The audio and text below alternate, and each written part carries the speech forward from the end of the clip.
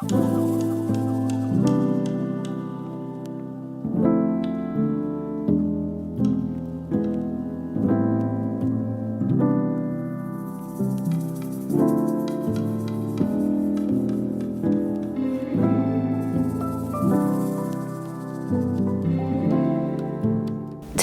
our special guest will be Tajaun, and Tajaun will share his perspective on therapy. Enjoy. So, thank you so much for your willingness just to share and discuss your journey in therapy, right? What was it like finding a therapist? So I wasn't really looking originally. Yeah. But then when I did start looking, it was kind of difficult because it's like, do I want a man? Do I want a woman? Like, you know, do I want them to be black? Do I not want them to be black? It kind of was like okay. So once I did start looking, it kind of was difficult because I also too didn't know if I cared for it to be remote or in person. Okay. And I feel like now that I've had this experience, I think in person works better for me. So I think that, you know, it wasn't easy. To answer your question, it was not an easy that's experience. Interesting, right? How you were able to say, man, is it a man or a woman, right? And the way to provide that therapy, right, was important for you. Yes, 100%. Wow, that's good. So since finding a therapist, right, how has your your therapy experience been since? My therapy experience has been amazing. It is very opening to me because it's very like a safe place. So I feel like it has opened me a lot to just be more vulnerable with people that I'm not familiar with at first. So I think that that's helped me just be more vulnerable and just express emotions more and not feeling like I have to bottle everything in, and you know, I think it's helped. Was it hard to build that trust to become vulnerable? Yes, I'm gonna say yes for me because I automatically go in and I don't trust people. So just building that relationship and that rapport, the trust was there, but I also go into things now too, like I'm gonna give a person my 100% trust and then I just don't trust you if you break it. So I feel like now I'm a little bit easier to go into things like that. But yes, it was hard at first, opening up and just being honest, honestly. It's like you go in therapy and you sit down and talk, but it's like, are you really being honest every time you talk? So it's like, yeah. For sure. Then it was like, right, so then how comfortable do you feel in really being honest and bringing up difficult topics? Free. Because it's like a weight off of my chest when I finally am honest 100% and get everything off my chest that I need to say. So I would say free. For sure. How did you realize that your therapist was a good fit for you? And you were a good fit for your therapist? I'm going to say I knew my therapist was a good fit for me when I would talk to my therapist and we would still have, I feel like I'm just talking to a person that I already know. And then just honestly, when I'm in therapy and I just get like the laughing. Like if I just get the laughing and expressing stuff normally, I don't feel like it's forced or anything like that. So I feel like that's how I knew that my therapist was a good fit for me. And every time I see my therapist, I just get happy. I just get like light. And every time I leave there, I get light. So I think that's how I knew. Oh, that's good. Good. With that, right? Any strategies or any tips or any coping skills that discussed in session that you're able to apply outside, and did it work or don't work? Boundaries. Ooh, talk. Boundaries was the number one thing, the first thing that I learned in therapy, and I have taken that and put it into my personal life, my corporate life, everything, just all the way across the board. Regardless if I'm talking to a coworker or a family member, boundaries is a thing that I feel like I have taken that and gone with it. And I've been standing on them. Oh, I love it. For sure. So good. And when your boundaries get tested, right? Yep. How do you still stay firm to them?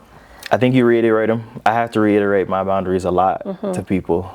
And just realizing that if I don't say something, who will? So I definitely have to stand tall on that, because if I let people cross them, then I'm going to be the one that's feeling a type of way or hurt behind the scenario, but I didn't express that. So now I feel like I owe that to myself to express that. Definitely. Can you share, if you're open, a moment that click or a aha moment in therapy for you, right? Yeah. Yeah, so I was in therapy and I was going for a while, and I was like, I just told my therapist, I was like, I haven't really been truly honest with you. And my therapist was like, you don't think I know that? They were bold enough to say that? They was bold enough to say it. They said it. And I think that's when it clicked for me. It's like, okay, they bold enough to say it, and I'm bold enough to, admit it. So I feel like that was my clicking moment. Like, okay, because if I'm not being honest, what am I sitting here for? And you wasted money then, right? That's it. And time as well. Come on now. Yeah. And can you get that money back? Nope. Can you get that time back? No. Come on now. What advice would you give someone that's thinking about, I think I want to do therapy, but I don't know. What would you say? I would say get a consultation. Okay. I would say you can't lose by getting a consultation. Most of the time they're free, so you can't lose. I mean, you lose a little bit of time if you feel like that, but I feel like get a consultation and just talk. I feel like that is the most difficult thing for people to do, just in general, like my age or just any age, is just talking, feeling like you have to hold everything in, or what happens in your house stays in your house and whatnot. So I feel like just get a consultation. Okay. I feel like it's easy. It didn't cross my mind. I didn't think twice about it. So, and I've been good ever since. Hey, love it. That is awesome. When I say cherish, make the statement and say cherish your mental health, what comes up? What does that do for you? Cherish your mental health to me means putting myself first and just making sure that I am where I need to be before I can help somebody else, whether that's a girlfriend, a mom, a sister, or whatever. Just making sure that I'm good first and before I pour into others. With that, right, how do you ensure that you that you're consistent with it, that you have that discipline in pouring into yourself? Yeah. I think you could do little things for yourself, just daily, weekly, however much time you have. Just doing stuff by yourself for yourself. So whether that's going to the movies, whether that's going to get a manicure, pedicure, just going for a drive, going to get your car washed by yourself, going shopping, retail therapy. So I think that's what I do, and I think that's helpful. Oh, that's good. So May's Mental Health Awareness Month, and this year's theme is More Good Days Together. What does that mean to you? That sounds like fellowship among men. Ooh, fellowship among men. Do share. So just, hanging out with a cousin, a brother, a person that's close to you. I have a lot of close friends that are close to me that are not blood, but I hang out with them, and that's just the fellowship, just to be around other men and just express your feelings, just talk, and just to exist together, honestly. It's nice. So good. Fellowship. And you said men, and so meaning that to unite, the togetherness of that aspect. Yes. That's good. What are your thoughts on stigma around mental health and therapy? I think the stigma around mental health is not taken serious enough. I think that everybody should take their mental health very seriously because it's important. It shows up every day in our daily lives, whether we're at work, at home. If we're not mentally gathering our thoughts and making sure we're good mentally, then we're not good for anybody else, whether you have kids, your job, work, wherever. And what was the second question? Just how thoughts about it, right? Thoughts about it. Yeah, I think that therapy to me is just, honestly, it's just a unbiased opinion. When I explain it to everybody else, like people that have never been to a therapist, they be like, what is it to you? I'm like, it's an unbiased opinion from a person that knows nothing about you from the start, that will get to know you, but also too, I feel like it's just a listening ear a lot of the times. My therapist talks back, but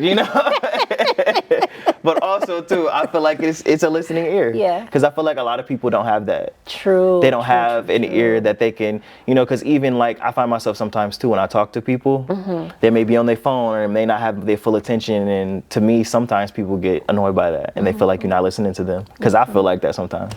So I think that therapy to me is just a listening ear and an unbiased opinion. Ooh, that's a we should put that on T-shirt. Can we put that on a T-shirt? Let's do it. Hey, make some money off of that. That's it. Hey, I love it. I love it. I love it. So with the world and what is going on right now, right?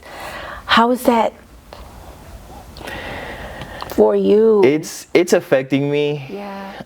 It makes me, so I'm going to college currently, and it makes me think that, will the job market be worth anything by the time I complete college? But I also too do not want to think too deep into it, because we don't know what's going to happen in 20 years. We don't really even know what's going to happen in 5. So I think that I'm not going to live my life in fear. I'm nervous about it and I think about it, but I think I'm just going to continue on because I don't have a reason to stop. Okay, love it. Good. Is there anything else that that we didn't talk, that you want to bring up, that you want to share, right? That's coming to mind. Yeah, I would just say, get a consultation with any therapist, a therapist in general, and just be heard. I feel like that's the number one thing that I felt like I never really felt genuinely before I started therapy, and now I feel so heard. And not only just from my therapist, just other people now too. So I feel like my therapist gave me those skills and those things and those change of perspectives for me to feel heard. So I think that, you know, it's just, you can't lose with that situation. I love it. I love it how you mentioned the change of perspective, to be able just to shift it a little bit in order to say, to look at it more in depth, or to zoom in or do zoom out, to be able to say, man, this is going to assist me in whatever aspect in order to move forward in life and to continue to evolve into the best human, the best man, the best boyfriend, husband, son, all those good things. Wow. Thank you so much for your time. Thank you so much for your commitment, your genuineness, and just working through the process, sir. Thank you so much for having me here. I'm so grateful. I appreciate you so much. You are welcome. Welcome, welcome, welcome. Yay.